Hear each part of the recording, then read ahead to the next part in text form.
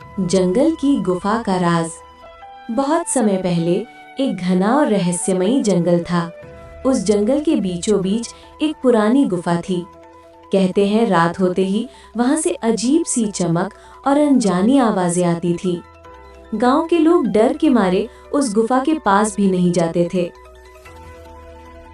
लेकिन एक दिन 3 दोस्त आरव, मीरा और कबीर जंगल में खेलने गए।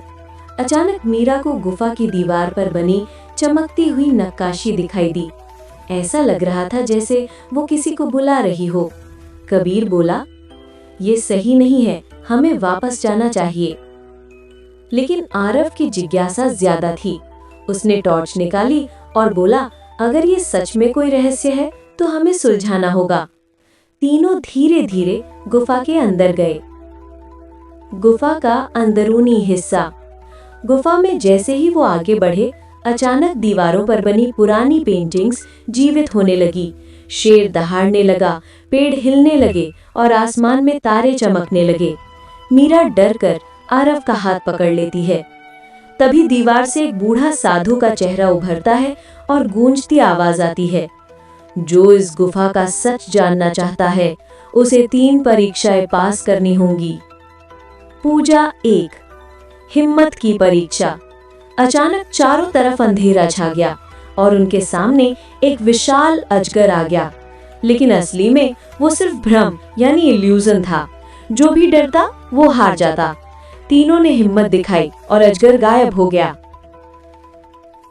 पूजा 2, दोस्ती की परीक्षा।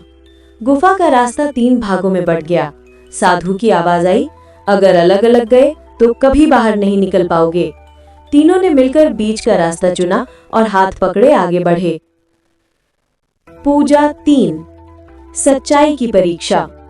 अंत में उनके सामने सोने चांदी से भरा खजाना आ गया, लेकिन उसके बगल में एक सूखी किताब रखी थी। साधु ने कहा, सही चुनाव ही तुम्हें गुफा का असली राज देगा। कबीर और मीरा सोने की तरफ बढ़े, लेकिन आरव ने कहा, खजाना हर कोई ले सकता है, लेकिन ये किताब ही असली ज्ञान है। तीनों ने किताब उठाई। गुफा का असली राज। जैसे ही किताब खोली, गुफा चमक उठी और साधु फिर प्रकट हुआ। वो बोला, तुमने सही चुनाव किया। ये किताब जंगल की पुरानी सभ्यता का राज है। इसमें लिखे ज्ञान से तुम अपने गांव की रक्षा करोगे और सबको सुख समृद्धि दोगे। अचानक सोना चांदी गायब हो गया और किताब उनके हाथ में रह गई। तीनों बाहर निकले और उस दिन से गुफा कभी आवाजें नहीं करने लगी।